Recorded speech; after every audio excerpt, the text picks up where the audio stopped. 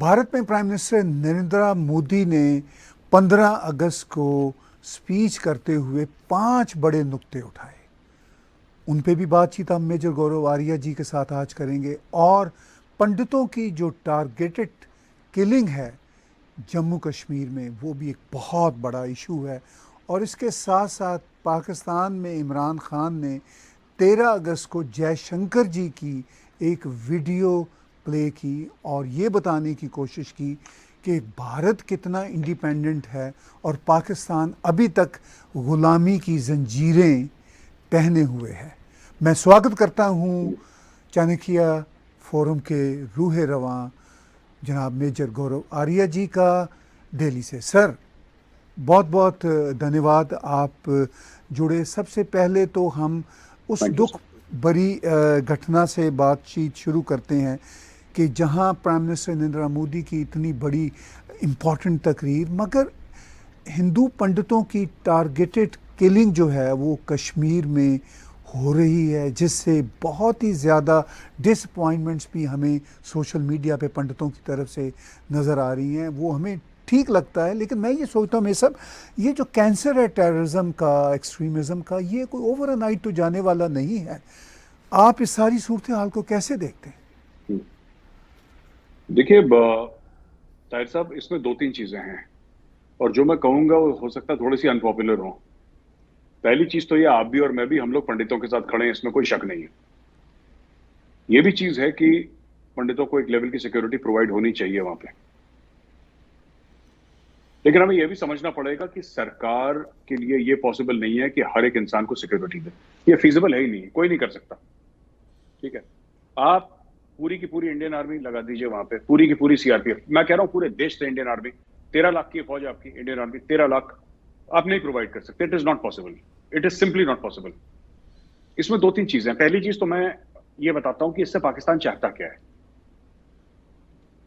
ये सिर्फ बात जिहाद की नहीं है, ये रेडिकल इस्लाम की बात नहीं है, ये सिर्फ बात यहां तक महदूद नहीं है कि हम जब पंडितों को उनके ऊपर अटैक्स करेंगे या उनको मारेंगे तो वो भाग जाएंगे वहां से और complete Islamisation of Kashmir valley. Kashmir valley Islamise तो हो ही गई है, और कितनी इस्लामाइज होनी है? 99% तो मुस्लिम है वहां पे, और कितना होना है वहां पे? हो ही गए, अब 1% बाकी है, वो भी कर दो। That is not the point. The reason why they do this targeting of Kashmiri Pandit, देखिए अगर आप डेटा देखेंगे, मैं सिर्फ डेटा की बात कर रहा हूं, ये हर उसको टारगेट करते हैं जिसको लगता है कि इंडियन स्टेट के हैं, और सबको टारगेट करने का मकसद इनका अलग अलग है। पहले हमें मकसद समझना पड़ेगा, माइंडसेट क्या है। और मैंने इसके ऊपर बड़ी डीप स्टडी करी है। मैं हर महीने कश्मीर जाता हूं, अभी भी जाने वाला हूं मैं कुछ दिनों के बाद कश्मीर। तो ताहिर साहब, मेरी ना इसमें बड़ी डीप स्टडी है सर, और मैं आपको बताता हूं डीप स्टडी में है क्या मामला। है सबसे पहली चीज, ये कौन से कश्मीरी मुसलमानों को टारगेट करते हैं। मैं आपको एक एक करके बताऊंगा किसको मारते हैं और क्यों मारते हैं, और इसके नतीजे वो क्या चाहते हैं कि हमारे मारने से क्या नतीजे निकले। सबसे पहली बात, जो कश्मीरी मुस्लिम पुलिस वालों को मारते हैं वो इसलिए मारते हैं क्योंकि उन्होंने खाकी वर्दी पहनी है, and a Kashmiri policeman is a symbol of the state. वो इंडिया का सिंबल है वहां पे, लॉ एंड ऑर्डर का। जो बीट कांस्टेबल है, ही इज द लॉ। उसके हाथ में चाहे लाठी हो, उसके हाथ में हथियार ना हो, ही इज द लॉ। उस सड़क पे, उस गली पे, उस नुक्कड़ पे, ही represents India, he represents the law. तो उसको मारते हैं। ठीक है सर, आपने देखा होगा ये आर्मी पे अटैक्स नहीं करते इतने, इनको पता है ये निहत्थे पुलिस वालों को मारते हैं। ग्रेनेड फेंक दिया, सीआरपीएफ चुपचाप आए, फेंक के भाग गए, इस टाइप के कायराना हरकतें करते हैं। अच्छा, अब ये बाकी जो सिविल सोसाइटी के मुस्लिम्स हैं जो प्रो इंडिया की बात करते हैं, ये उनको मारते हैं। उनको मारने का क्या कारण है इनका? उनको इसलिए मारते हैं कि देखो तुम मुसलमान हो, तुम पाकिस्तान के लिए बात करोगे, अगर तुमने इंडिया के लिए बात करी तो फिर यू आर गॉन। ये मैसेज ये लोग पास कर रहे हैं, मुस्लिम्स को मारते हैं। और कितने मुसलमानों को इन्होंने मार दिया। वो जितने भी जेएन के पुलिस के मरे थे, सबके सब तो मुस्लिम थे। जो नमाज के बाहर आए वो, जिनको मार दिया, और जो वो उसका नाम भी पंडित ही था, वो डीएसपी था, जिसको मस्जिद के अंदर ही मार मार के जान से मार दिया उसको। और ऐसे कितने नाम हैं।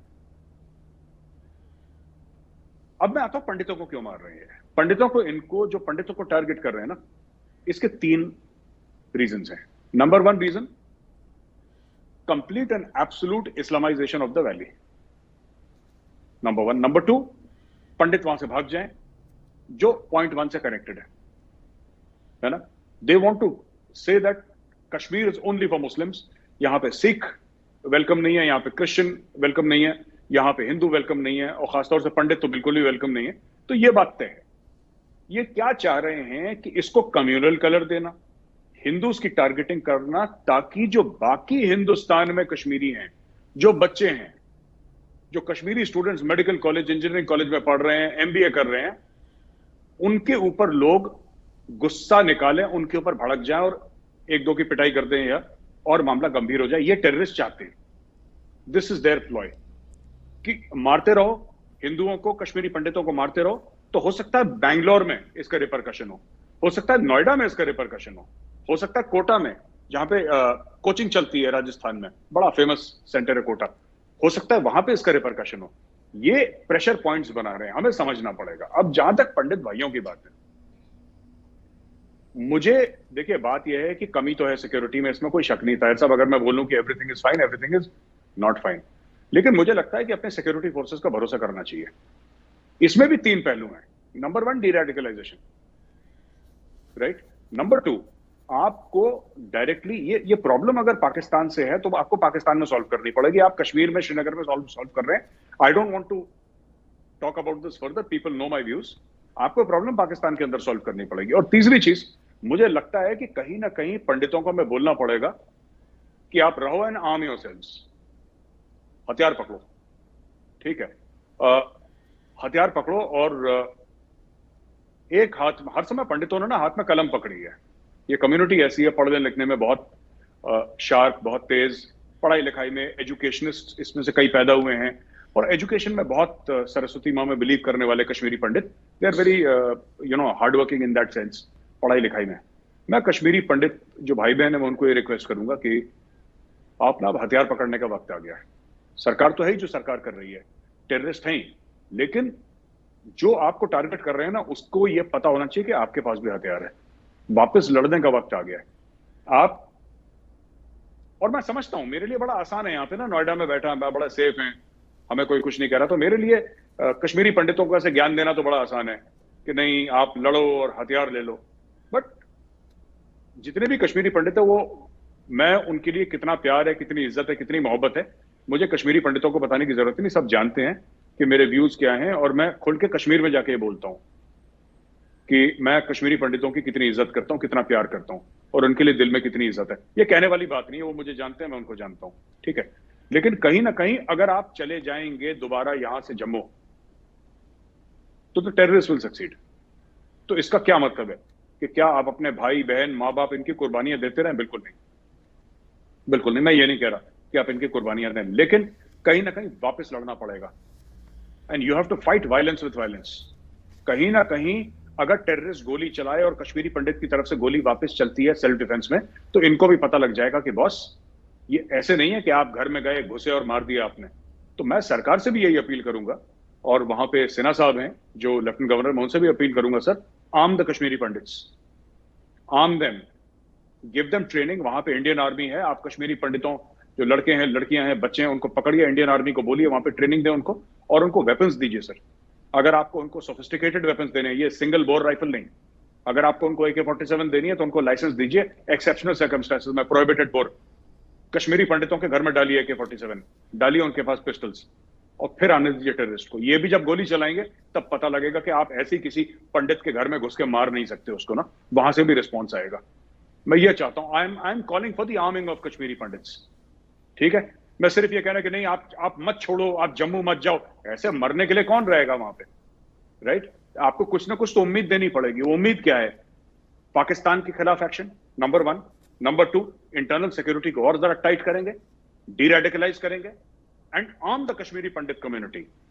पंडितों को बुलाइए, आर्मी के कैंप्स में भेजिए, एक 2-2 महीने की AK-47 की ट्रेनिंग देंगे उनको, और उनको दीजिए, आप हथियार दीजिए. हर कश्मीरी पंडित घर में 1-1, 2-2 AK होनी चाहिए, और उसको लाइसेंस मिले सरकार से, उसको ट्रेनिंग मिले कि भाई इस तरीके से चलानी है. उनकी विमेन जो हैं, औरतें हैं कश्मीरी पंडित, जो हमारी बहनें, उनको ट्रेनिंग मिले. फाइट बैक, आपकी जमीन है, आपकी मिट्टी है. ठीक है, ये तो लश्कर फश्कर जैश ये तो अभी आए हैं, आज से 5,000 साल पहले, बिफोर रिकॉर्डेड हिस्ट्री, ये जमीन किसकी है? तो पंडितों की जमीन है ना कश्मीर।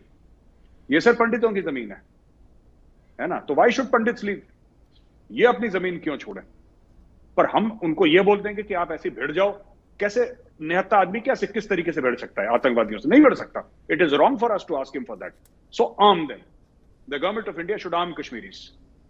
एंड देन जब टेररिस्ट को, ये बड़े बुजदिल होते हैं टेररिस्ट, आपने देखा होगा, ये जिस जेल के पुलिस वाले को मारते हैं ना, देखते हैं कौन सा निहत्था है, कौन नमाज पढ़ के आ रहा है, कौन अपने बच्चे के साथ दुकान में जा रहा है, पीठ पे उसके 4 गोलियां मार दो। ये बहादुर थोड़े हैं। इनको बोलो कि तुम में अगर इतनी हिम्मत है तो राष्ट्रीय राइफल्स को करो ना अटैक। हम भी देखते हैं फिर कितना गुर्दा है तुम्हारा। वो नहीं करेंगे, ये बुजदिल हैं ये लश्कर वाले।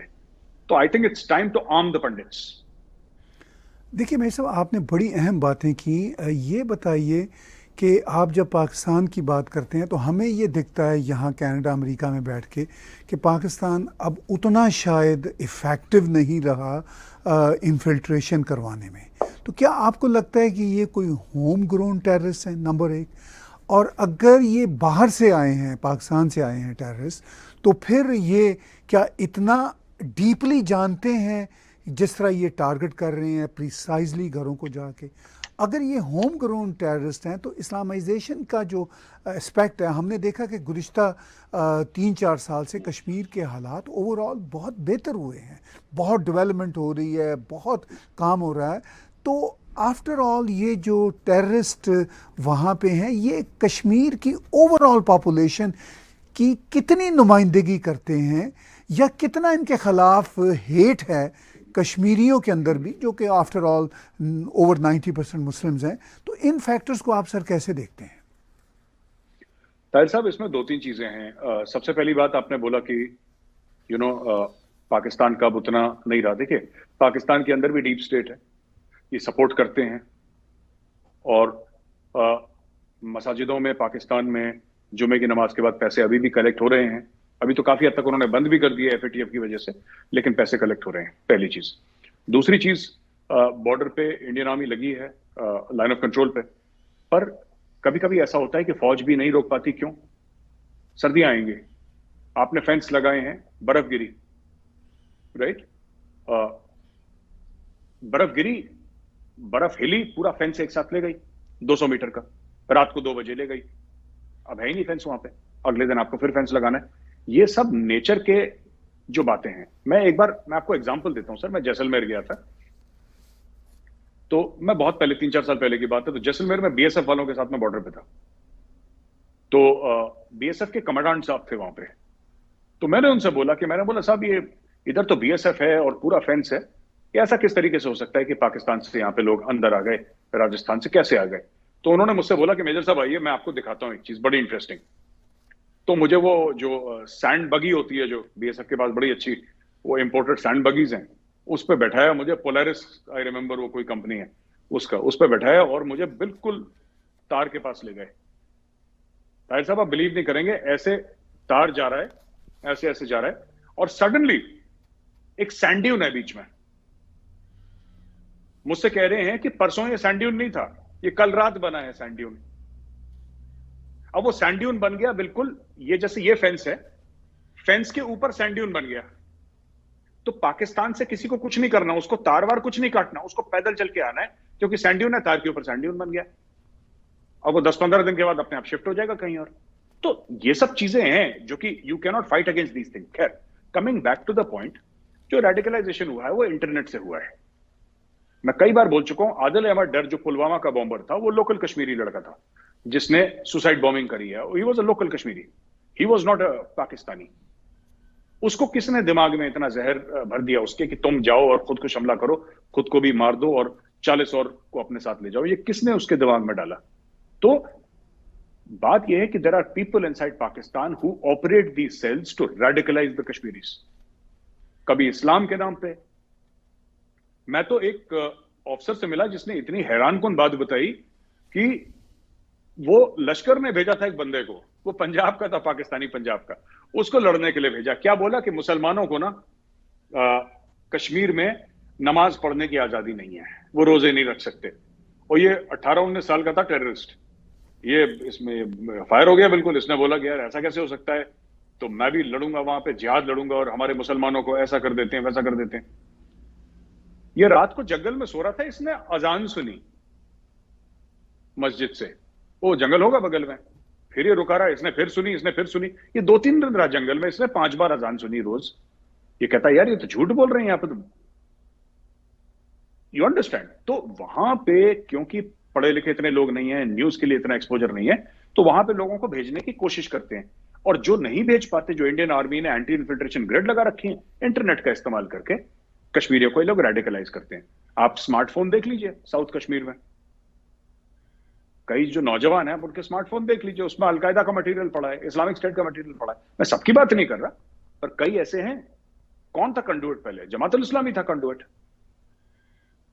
जमातुल इस्लामी था कंडुइट। अब मैं कोई बात बोलूंगा, किसी खास पॉलिटिकल पार्टी का नाम लूंगा, तो फिर लोग बोलेंगे, वहां पे जाके कश्मीर जाऊंगा तो लोग एयरपोर्ट से ही फिर कि आप ये तो मेजर साहब आप गलत बात कह रहे हैं, और आपको नहीं, पिछली बार एयरपोर्ट में पकड़ लिया 2 लोगों ने कि मेजर साहब आपने ऐसा बोला, ये तो गलत है। फिर मैंने बैठा लाउंज में, मैंने उनको समझाया, मैंने बोला यार ऐसा ऐसा हुआ था कि नहीं हुआ था? कह रहा हुआ था ऐसा। फिर मैंने बोला जब ऐसा हुआ था फिर आप कैसे बोल रहे हैं मैं गलत बोल रहा हूं? तो फिर उन्होंने कुछ नहीं बोला। बट ऐसी हैं पॉलिटिकल पार्टी, जमात इस्लामी के साथ एक खास पॉलिटिकल पार्टी है डायनेस्टी की, वो करती है, मिली हुई है इनके साथ, जमातुल इस्लामी के साथ। जहां पे जमातुल इस्लामी खत्म होता है और कहां पे हिजबुल मुजाहिदीन शुरू होता है, नोबडी कैन टेल। इनके कार्डर ही ऐसे इंटरलिंक्ड है वहां पे। तो ये सब चीजें चल रही हैं वहां पे sir. It's a highly highly complex situation in Kashmir. इतनी आसान नहीं है, बट इसमें पाकिस्तान का 110% हाथ है, इसमें कोई शक नहीं है। पाकिस्तान इन्फिल्ट्रेशन करवाता है, और जहां पे इन्फिल्ट्रेशन कामयाब नहीं होता, इंटरनेट का इस्तेमाल करके वो रेडिकलाइजेशन करवाता है, ड्रग्स भेजता है। ड्रग प्रॉब्लम एक बहुत सीरियस प्रॉब्लम है, जो कश्मीरी अभी खुल के उसके बारे में बात नहीं करते, बिकॉज आई थिंक जैसे जैसे दिल्ली में है, जैसे यूपी में है, जैसे हिंदुस्तान में कहीं पे भी है, कश्मीर में भी there is a stigma attached to drug addiction. और किस माँ बाप को अच्छा लगेगा कि बोलना कि मेरा बच्चा हेरोइन लेता है या कोकेन लेता है? ऐसा तो कोई माँ बाप नहीं बोलेगा ऐसे। बट ये प्रॉब्लम है, ये कश्मीर में भी ये ड्रग्स की बहुत बड़ी प्रॉब्लम है, तो इसको भी सॉर्ट आउट करना, ये this is also narco terrorism. Srinagar आप जाते रहते हैं, ना सिर्फ श्रीनगर में बल्कि वैली के बाकी जो डिस्ट्रिक्ट्स हैं वहाँ पे भी जाते रहते हैं, तो आपको जनरली फ़ज़ा कैसी दिखती है वहाँ पे भारत के हवाले से? चूँकि चीज़ें चेंज हो गई 370 35A की रेवोकेशन के बाद, डेवलपमेंट हो रही है, जो आम जनता है वो अच्छी ज़िंदगी गुजारना चाहती है, तो कैसा आपको दिख रहा है लोगों का commitment towards life as well as commitment to work with mainstream India? पहली चीज तो मैं ताहिर साहब, जब भी कश्मीर जाता हूँ, श्रीनगर जाना मेरी मजबूरी है, क्योंकि एयरपोर्ट वहां पे है, बडगाम में एयरपोर्ट है। मुझे तो नहीं पसंद Srinagar, it's highly commercialise sir. मैं ज्यादा नहीं बोलूंगा वरना मेरे दोस्त वहां पे गुस्सा हो जाएंगे, बट श्रीनगर में लैंड होके सर, मैं सबसे पहले 40-45 मिनट में एयरपोर्ट से निकले सर, साउथ कश्मीर, अपना आराम से सर पुलवामा में बैठे हैं, अनंतनाग में बैठे हैं सर, या दूसरी तरफ चले जाएं, फंडवाड़ा चले जाएं, कुपवाड़ा, थोड़ा और लंबा रास्ता है वो, वहां पे चले जाएं, बारामूला चले जाएं, ये जगह अच्छी है। Srinagar is like a colder version of Jaipur, Chandigarh, Delhi, वो वैसे ही है सर। वो कोई कश्मीर वश्मीर नहीं है श्रीनगर, वो बड़ा कमर्शलाइज है, मुझे नहीं ज्यादा पसंद श्रीनगर। खैर, हैविंग सेड दैट, मैं आपको बताता हूं कि एक एक्सेप्टेंस है लोगों में कि अब ये जो पाकिस्तान ने चूरन खिलाया ना इनको, जो मंजन बेचा था कि जिहाद फी सबीलिल्लाह और ये होगा वो होगा और पाकिस्तानी फौज आएगी, इन लोगों ने देख लिया पाकिस्तानी फौज को हारते हुए। इन लोगों ने कारगिल में उनको मार पड़ते हुए देख लिया। इन लोगों ने देखा कि ये किसी तरीके से, तो पाकिस्तान के टीवी एंकर्स आज भी बोलते हैं कि वो पाकिस्तान जो कश्मीर में है, लोग अपने दरवाजे की चौखट में खड़े हैं, तो ताकते रहते हैं कि कब हमारे पाकिस्तानी भाई आएंगे और हमें आजादी। ऐसा कुछ नहीं है, ये पाकिस्तानी मीडिया का ड्रामा है, कोई इनकी ताकत नहीं, इनके पास पैसा ही नहीं है कुछ करने के लिए पाकिस्तान के पास। और बेकारी की राह कौन देखता है सर? पाकिस्तानी स्टेट की बात कर रहा हूं, I am not commenting on common Pakistani, मैं पाकिस्तानी स्टेट की बात कर रहा हूं। पाकिस्तानी फौज की बेकारी की राह कौन देखता है? कोई नहीं देखता इनकी। The people of Kashmir have accepted कि ऐसा कुछ नहीं होने वाला है। Now they are working towards their own progress.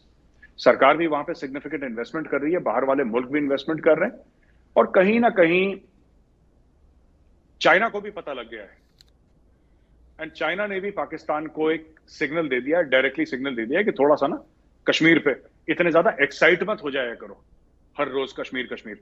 हाँ, बाहर जाओ, बकवास कर लो अपनी, यूनाइटेड नेशंस पे स्पीच वीच देनी है, लेकिन ये टेररिज्म मत करो। और पाकिस्तान को भी सर अभी इंपैक्ट ये पड़ रहा है क्योंकि एफएटीएफ से ना they have lost around $35 billion in FATF, और अभी कोई ऐसा इम्कान नहीं है, कोई ऐसा इंडिकेशंस नहीं है कि वो निकल जाएंगे एफएटीएफ की ग्रे लिस्ट से।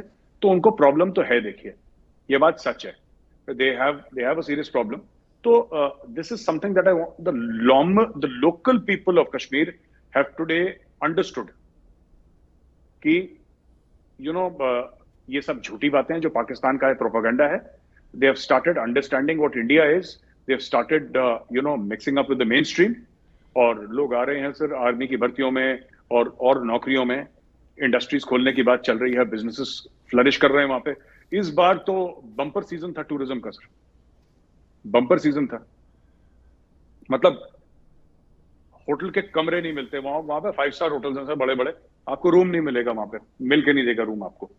तो इतना ज्यादा वहां पे है, तो it will take time sir. क्या कश्मीर की सिचुएशन नॉर्मल है? बिल्कुल नहीं है। There are serious problems in Kashmir, लेकिन पहले से बहुत इंप्रूवमेंट है। 370-35 से हटने के बाद इंप्रूवमेंट है, बहुत ज्यादा इंप्रूवमेंट है सर ग्राउंड में, बहुत ज्यादा, इट्स विजिबल इंप्रूवमेंट।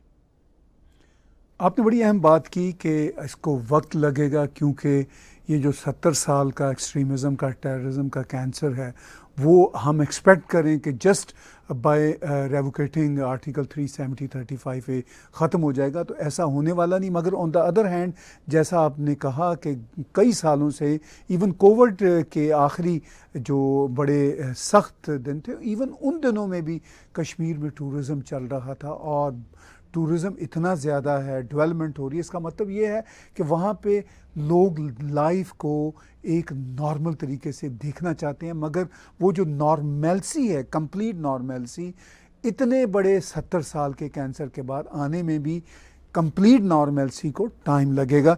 मेरे साहब, बात हम अब 14 अगस्त 15 अगस्त के साथ जोड़ते हैं, और पाकिस्तान में 14 अगस्त के मौका पर जलसा करते हुए इमरान खान ने इंडिया के फॉरेन मिनिस्टर जनाब जयशंकर साहब का एक वीडियो चलाया, जिसमें उन्होंने एक फोरम पे बात करते हुए कहा कि भारत अपने फैसले खुद करेगा ऑयल के ख़रीद के मामले में, और उसमें इमरान खान ने बताया कि ये कितना ही इम्पॉर्टेंट है भारत का मामला।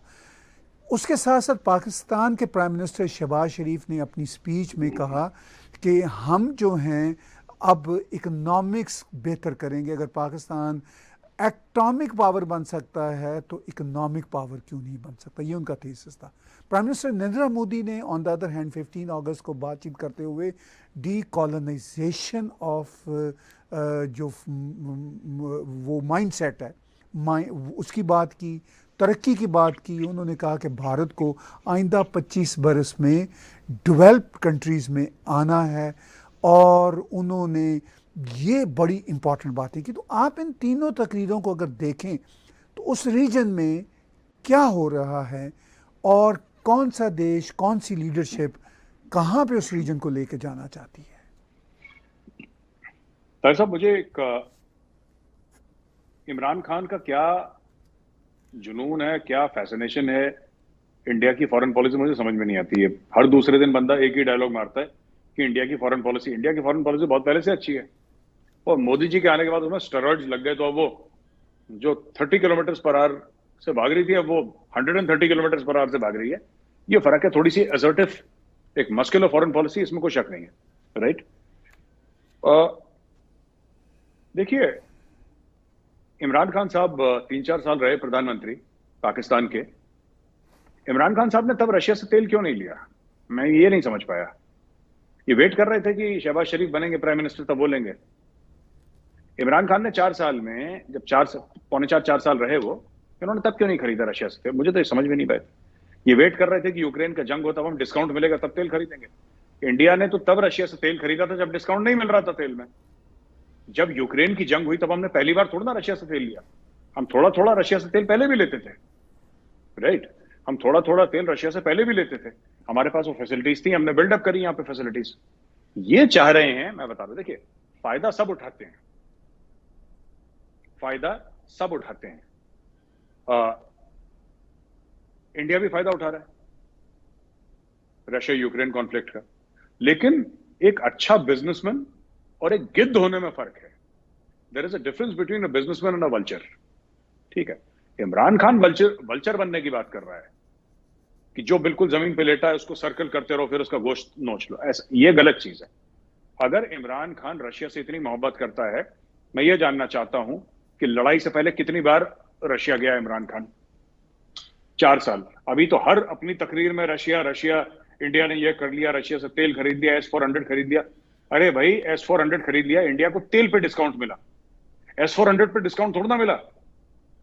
S-400 और रशिया पे सैंक्शंस तो अभी लगे हैं, राइट ताहिर साहब? रशिया पे सैंक्शंस तो अभी लगे हैं। मैं इमरान खान साहब से ये और जितने भी ये पाकिस्तान तहरीक इंसाफ के जो बच्चे हैं जो ट्विटर पे लगे रहते हैं, फालतू के ट्रेंड चलाते हैं, मैं उनसे पूछता हूं, आप लोगों ने क्यों नहीं कुछ खरीदा रशिया से? कपड़े ही खरीद लेते, हथियार खरीद लेते, कुछ ना कुछ तो खरीदते रशिया से। किस चीज का वेट कर रहे थे कि शहबाज शरीफ बनेगा प्रधानमंत्री, तब हम उसको ताने देंगे यहां से, तब हम उसको उल्टा सीधा बोलेंगे कि शहबाज तो चोर है, इसकी फॉरेन पॉलिसी कमजोर है। जयशंकर साहब की फॉरेन पॉलिसी, जयशंकर साहब को छोड़ दीजिए, वो तो भारत के लिए करेंगे जो कर रहे हैं। लेकिन मैं ये जानना चाहता हूं कि इमरान खान ने, जो रूस के हर रोज गाने गाता है इमरान खान, उसने 4 साल में रशिया के साथ अपने जो डिप्लोमेटिक संबंध हैं, जो रिलेशनशिप है, उसको डेवलप करने के लिए क्या करा? मैं ये जानना चाहता हूं। उसने क्या खरीदा? उसने क्या खरीद लिया रूस से? गेहूं खरीद सकता था ना, गंदम खरीद सकता था, खरीदी उसने? नहीं खरीदी। मैं देखिए, तेल तो डिस्काउंट पे मिल रहा है सर, तेल डिस्काउंट पे मिल रहा है ना, हथियार थोड़ी ना डिस्काउंट पे मिल रहे हैं। रशिया 10 चीजें और भी बनाता है, वो थोड़ी ना डिस्काउंट पे मिल रही हैं। इमरान खान ने क्या करा? इमरान खान सिर्फ ये चाहता है कि अब रशिया फंस गया, इसकी मजबूरी का फायदा उठा के मैं भी। रशिया बेवकूफ थोड़ा ना है, रशिया इज नॉट अ फूल। और इंडिया पाबंदी किस पे? डॉलर पेमेंट्स पे है ना पाबंदी। इंडिया तो रुपीज करके कर रहा है। और अगर पाकिस्तान चाहता भी तो पाकिस्तान नहीं खरीद सकता था रूस का तेल। पाकिस्तान के पास पैसे नहीं है। ये पीटीआई के जो 17-18 साल के बच्चे हैं जो ट्विटर पे चलते हैं, जो फेक ट्रेंड्स चलाते हैं, मैं उनसे पूछना चाहता हूं कि बेटा आप एक बात बताओ, आपके पास पैसे नहीं है, आपको मुफ्त में कौन तेल देगा? वो तो सऊदी हैं, जिनको आप कहते हो कि जी असली मुसलमान थे, तुसी मुसलमान, दे दो मुफ्त में तेल या रोल ओवर क्रेडिट कर दो, तो वो दे देते हैं। आपके पास तो तेल खरीदने के लिए नहीं है पैसे। आप सस्ता तेल खरीदने के लिए, रशिया आपको 50% डिस्काउंट पे तेल दे रहा है, मैं कहता हूं पाकिस्तान को 50%, लेकिन आपको रशिया को डॉलर्स देने पड़ेंगे ना, वो तो है नहीं आपके पास। आपके पास नहीं है। फिर जब आपके पास पैसे ही नहीं है तो क्यों ये हर समय जलसे में ये बोलना कि ऐसा कर दिया वैसा कर दिया? अच्छा, ये तो इमरान खान की बात हो गई। अब हम शहबाज शरीफ की बात करते हैं। ठीक है, आपका मैं पूछना चाहता हूं ताहिर साहब, आपने क्या वो शहबाज शरीफ के बारे में आपने बोला था ना, मेरे दिमाग से बात निकल गई। जी, शहबाज शरीफ ने कहा कि हम अब इकोनॉमिक पावर बनना चाहेंगे। अगर हम जौहरी ताकत बन सकते हैं तो इकोनॉमिक ताकत क्यों नहीं बन सकते? देखिए, ये झूठ बोलते हैं, ये कोई जौहरी ताकत नहीं है। पाकिस्तान सारे जंग हार गया, ईस्ट पाकिस्तान बांग्लादेश बन गया, ये सारी अपनी लड़ाइयां हार चुके हैं। पता नहीं क्यों पाकिस्तानी अपने आप को झूठ बोलते हैं जौहरी ताकत। कौन सी जौहरी ताकत? कौन सी जौहरी ताकत? 1965 की जंग क्यों हुई थी? कश्मीर को आजाद करने के लिए, सो कॉल्ड। क्या हम सब ऑपरेशन जिब्राल्टर लॉन्च करेंगे और अखनूर पे अपने टैंक दौड़ा देंगे और सब हम आजाद कर लेंगे कश्मीर को? क्या आजाद हो गया? नहीं हुआ ना। From a Pakistani perspective Kashmir तो भारत के पास है। फिर पता नहीं कौन सा दिन मनाते हैं, यौम है समथिंग और दी अदर, पता नहीं क्या क्या मनाते हैं पाकिस्तान में, कि हमने इंडिया को रोक दिया और बचा लिया लाहौर। लाहौर तो बचाया था, ये लोग तो गए थे वहां पर छेड़खानी करने के लिए कश्मीर में। कहने की बात है, ये सब ये कोई इकोनॉमिक सुपर पावर नहीं बन रहा सर। इनके पास कोई रोड मैप नहीं है। ये सब अपनी हैसियत से ऊंची बात करनी। शहबाज शरीफ का कल स्टेटमेंट आया है। क्या स्टेटमेंट आया है साहब? कि पाकिस्तान अपना किरदार अदा करेगा अमेरिका और चीन की दोस्ती कराने के लिए। अब देख लीजिए, ये इसको हमारे यहां कहावत है कि घर में नहीं है दाने, अम्मा चली बुनाने। ये इतनी लंबी लंबी फेंकते हैं ना कि मैं माथा पकड़ लेता हूं अपना कि बॉस ये बात क्या कर रहे हैं ये लोग। ये अमेरिका और चीन की दोनों से पैसे मांग चुके हैं, अब कह रहे हैं हम दोनों की दोस्ती कराएंगे। अरे इनके एम्बेसीज हैं। ये 1960s नहीं है कि चीन से पैसे पकड़े, अमेरिका से पैसे पकड़े और इनका फोन कॉल अरेंज करवा दिया और मीटिंग अरेंज करवा दी। This is 2022। ऐसा नहीं होने वाला। और यू सी, जो प्रधानमंत्री जी ने बोला ना, अपनी जो तकरीर करी लाल किले से प्रधानमंत्री जी की, मुझे लगता है बड़ी उसमें दो चीजें थी जो मुझे बहुत पसंद आई। खैर पसंदीदा तो पूरी स्पीच थी उनकी, जबरदस्त स्पीच थी, लेकिन ताहिर साहब ऐसा है कि दो चीजें हैं। एक तो उन्होंने जो बात करी ना, उन्होंने इंडिया को नेक्स्ट 25 ईयर्स का रोड मैप दे दिया। These are the words of a confident prime minister, जो प्राइम मिनिस्टर बिलीव करते हैं कि आज से 25 साल के बाद भी बीजेपी की सरकार होगी। पॉलिटिकली स्टेटमेंट है कि हमने आपको रोड मैप दिया 25 साल का। और एक और उन्होंने बड़ी प्यारी बात करी जो मेरे दिल के बड़ी करीब है। He spoke about responsibilities. आपका कर्तव्य क्या है? देखिए, मैं एज अ फौजी ये चीज मानता हूं कि हक से बड़ा फर्ज होता है, मैं ये मानता हूं। लोग कहते हैं कि वही जो गाना है ना फिल्म का कि साड़ा आ कहते रख, I don't believe in that. मैं नहीं मानता ये। मैं मानता हूं कि आपकी देश के लिए ड्यूटी क्या है, पहले ड्यूटी करिए, हक आपको खुद ना खुद मिल जाएगा। यहां पे क्या है, हिंदुस्तान में बड़े लोग हैं, हमारी ये राइट्स हैं, हमारी ये राइट्स हैं, हमारी ये राइट्स हैं, बिल्कुल सही है, but you should also talk about duties once in a while. और मैं ड्यूटी के बारे में ज्यादा बात करता हूं, राइट्स के बारे में मैं कम ही बात करता हूं। राइट्स को ऐसी बात नहीं कि मैं इंपॉर्टेंट नहीं समझता, they are enshrined in the constitution, so why not, but I think duty should also be enshrined. And मैं रिक्वेस्ट करूंगा मोदी जी से, अगर ऐसा हो जाए तो जबरदस्त, देश की किस्मत बदल जाएगी पूरी। और उन्होंने बोला कि चाहे प्राइम मिनिस्टर हो चाहे चीफ मिनिस्टर, सबको अपना जो ड्यूटीज है टुवर्ड द कंट्री वो समझनी चाहिए। बाकी पॉइंट्स दिए जो उन्होंने बोला कि ये जो एक मेंटल स्लेवरी है फ्रॉम द पास्ट, कि आपके ऊपर रूलर्स हैं, इसको आप निकालिए, be more confident about your self, ये सब जो बातें करी जो आप भी जिनका जिक्र कर रहे थे, I think these are extremely important. ये ना, ये ऐसी चीजें हैं जिसके बारे में हम ड्राइंग रूम्स में बात करते हैं, लेकिन लाल किले से आज तक किसी प्राइम मिनिस्टर ने नहीं बोला। मुझे लगता है कि जो हम लोग कभी बात करते थे ड्राइंग रूम के, ये कॉन्वर्सेशन उन्होंने नेशनल स्टेज पे रख दी है। और मुझे लगता है कि I think the prime minister is rendered great service to India by doing this. उन्होंने बहुत खिदमत करी है मुल्क की, ये बात कह के लाल किले से, because what ever the prime minister speaks from the red fort is not a speech, it's policy. ये गवर्नमेंट ऑफ इंडिया की पॉलिसी है जो बयान कर रहे हैं वो। इसलिए मैं बहुत इससे खुश हूं स्पीच से, और मुझे बड़ी खुशी हुई सुन के, बड़ा दिल को बड़ा सुकून मिला। बड़ी आपने अहम बात की कि जब प्राइम मिनिस्टर नरेंद्र मोदी ने लाल किले से ये बातें की तो ये बातें पूरी दुनिया तक पहुंची, भारत की पॉलिसी पूरी दुनिया तक इंसर्ट हुई।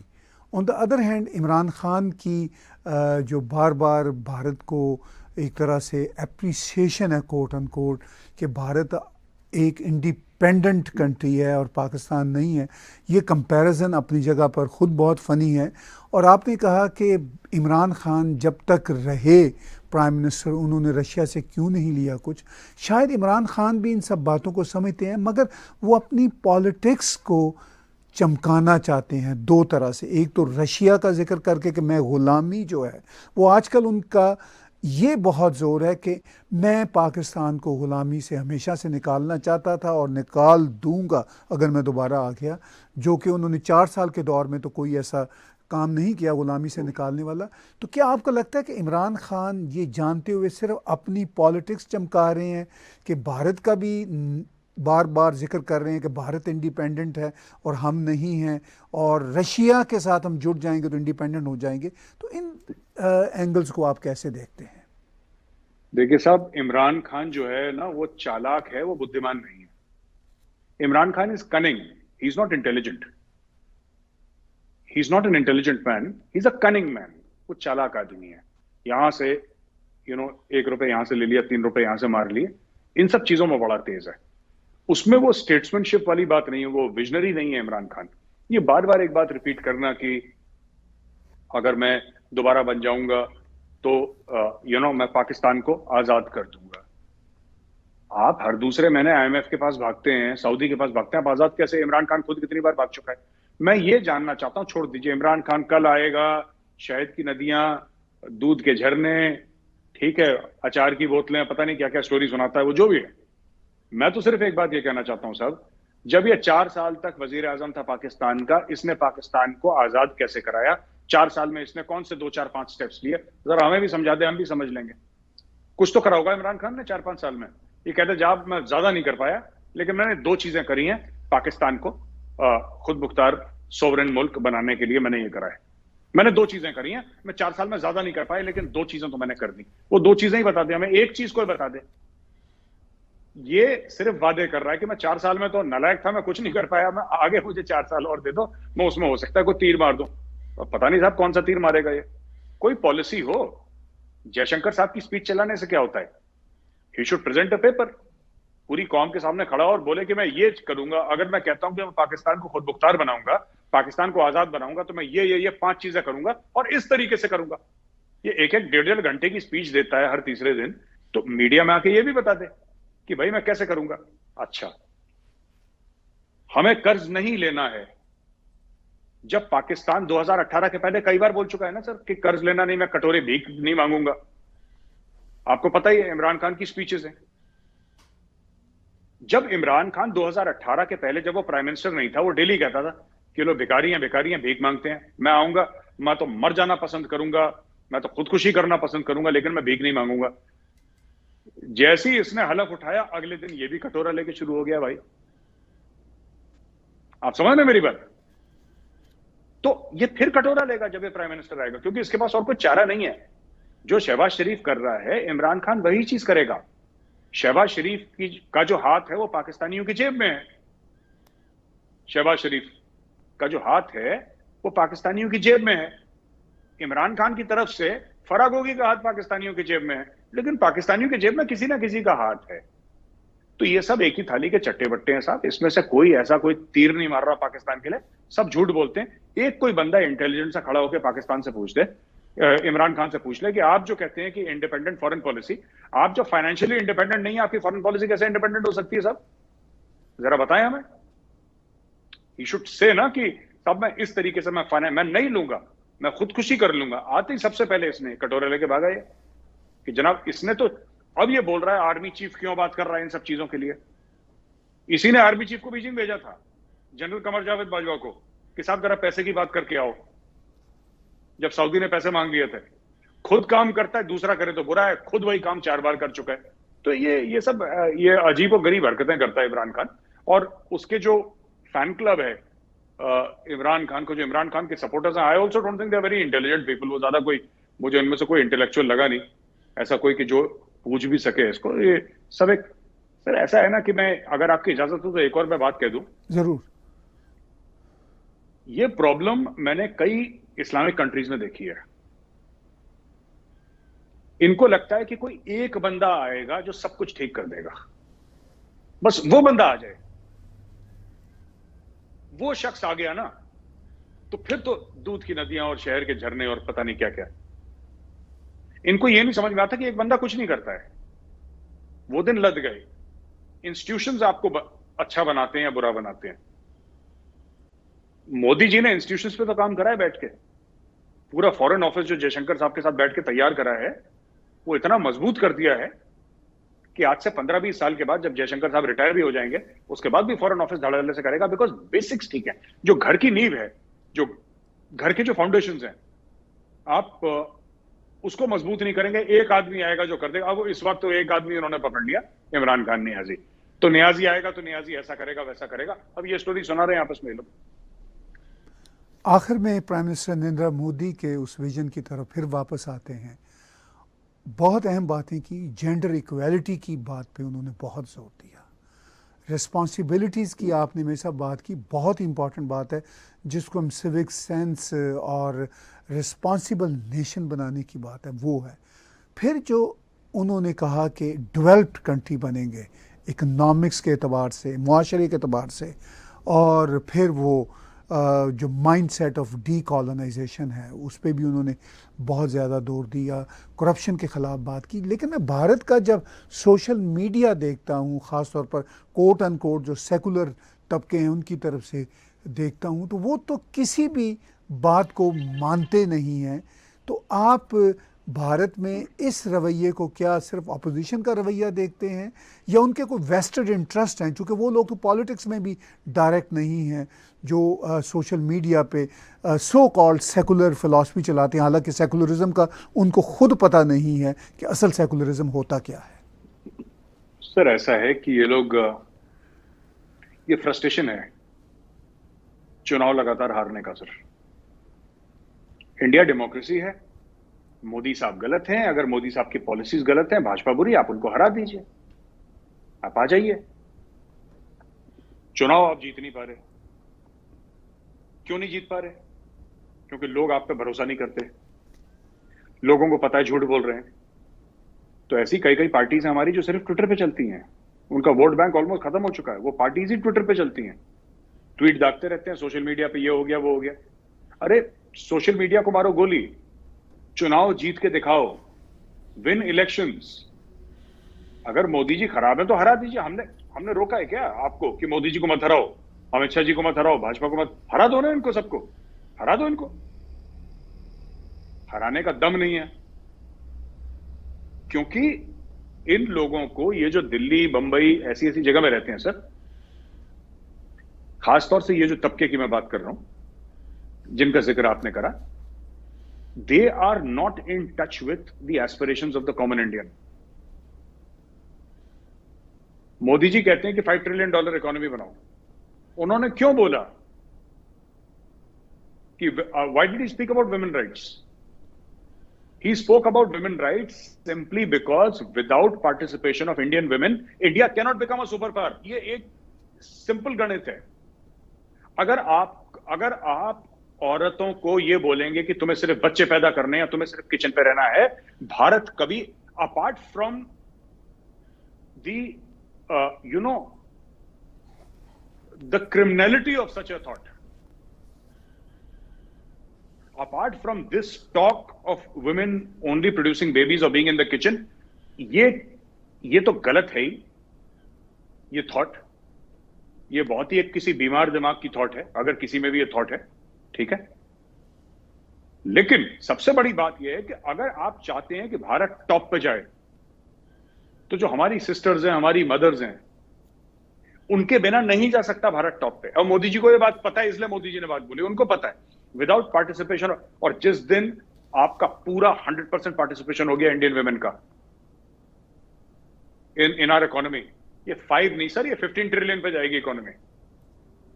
ये 5 पे नहीं, ये 15 ट्रिलियन पे भी नहीं रुकेगी, उससे आगे। यू हैव टू गेट, ये एक सच्चाई है। और जितनी जल्दी भारत ये समझ ले, नारी शक्ति के बगैर we cannot move ahead sir, it's impossible. बहुत अहम बात की आपने कि ये जो भारत की इकॉनमी है ये 15+ ट्रिलियन पे भी जा सकती है जब भारत की बहनें माएँ इसमें इक्वली पार्टिसिपेट करेंगी, जैसा कि प्राइम मिनिस्टर नरेंद्र मोदी ने अपनी इस पॉलिसी में वाज़े तौर पर इन्विटेशन दी है। मेरे साथ बहुत बहुत शुक्रगुजार हैं हम आपके, और आपका जो चाणक्य फोरम का एक नया हमने अंदाज़ देखा टेलीविज़न पे, यूट्यूब पे, सोशल मीडिया पे। आप बड़े अहम बड़े बड़े सेमिनार्स करना चालू कर चुके हैं और उसमें बहुत लोग आ रहे हैं। बहुत ही आखिर में चलते चलते अब ये बताइए कि इसका विज़न क्या है, जो आपका ये जो एक नया आ रहा है शक्ल चाणक्य फोरम की। ताहिर साहब बहुत बहुत शुक्रिया। ये चाणक्य डायलॉग्स हैं और हमने 6 अगस्त को करे थे India international centre NXG Delhi में। और हम सोच रहे हैं कि हर क्वार्टर प्लान ये है कि हर क्वार्टर में जो इंडिया के फाइनेस्ट माइंड्स हैं, ब्राइटेस्ट माइंड्स हैं, मिलिट्री के, फॉरेन अफेयर्स के, जियोपॉलिटिक्स के, उनको इनवाइट करा जाए और एक सेलेक्ट ऑडियंस को इनवाइट करा जाए। और ये लाइव हो, इन द सेंस की फिजिकल मीटिंग। अब ये यूट्यूब पे बहुत हो गया, तो यूट्यूब पे तो करते ही रहेंगे, लेकिन बहुत जरूरी है, क्योंकि ये जैसे लोग हैं जो हमने इन्वाइट करे थे, these are some of the finest minds in India. और मुझे ऐसा लगता है कि the people of India, they deserve to know ये लोग क्या सोचते हैं, because when you learn you should learn from the best। Chanakya dialogues हैं, चाणक्य डायलॉग्स हम करेंगे हर क्वार्टर। हम कोशिश ऐसी करेंगे कि हर क्वार्टर करें, और इसमें हमारा एम यही रहेगा, इंटेलेक्चुअल चर्न होना चाहिए, एक बात होनी चाहिए कुछ मैटर्स पे जो आपसे हमसे रिलेटेड हैं, पर आम मीडिया उसके बारे में बात नहीं करता, क्योंकि हो सकता है बड़ा नीश वाला मामला है ये सबके बस का भी नहीं है कि सब लोग इसको हजम कर जाएं। It is like a think tank. Chanakya dialogue एक किस्म का लाइव थिंक टैंक है, जहां पे top minds are discussing an issue. India के पास तीसरा एयरक्राफ्ट कैरियर होना चाहिए कि नहीं होना चाहिए, right? Does India need a strategic bomber? अगर चाहिए तो क्यों चाहिए? ताइवान को लेकर हमारी पॉलिसी क्या है? क्या हमारी पॉलिसी में कुछ फेरबदल? चाइना को कैसे रोकें? तो ये चीजें पब्लिक फोरम में मैं लाना चाहता हूं। Democratisation of strategy, democratisation of the strategic thought process, ये मेरा ये मत है साहब। बहुत बढ़िया, थैंक यू वेरी मच ये जानकारी देने का। और मेरे साहब हम आपके शुक्रगुजार हैं कि आप हमें हर हफ्ते वक्त देते हैं। Thank you. व्यूअर्स, बातचीत सुन रहे थे मेजर गौरव आर्या साहब की, और इनका जो चाणक्य डायलॉग है, इनका जो थिंक टैंक है, अमेरिका और कनाडा में बसने वाले जो भारतीय हैं उनको पूरी सपोर्ट करनी चाहिए, इनके ऐप्स को डाउनलोड करना चाहिए। इसके साथ साथ आप हमारे टैग टीवी के जो ऐप्स हैं, एप्पल, एंड्रॉयड और रॉको, अमेज़ॉन पे आप डाउनलोड कीजिए और आप हमें भी कंट्रीब्यूट कर सकते हैं ताकि हम इसी तरह के विचार आपके साथ शेयर करते रहें। आज का तजिया मेरे साथ और मेजर साहब के साथ देखने और सुनने का बहुत बहुत शुक्रिया।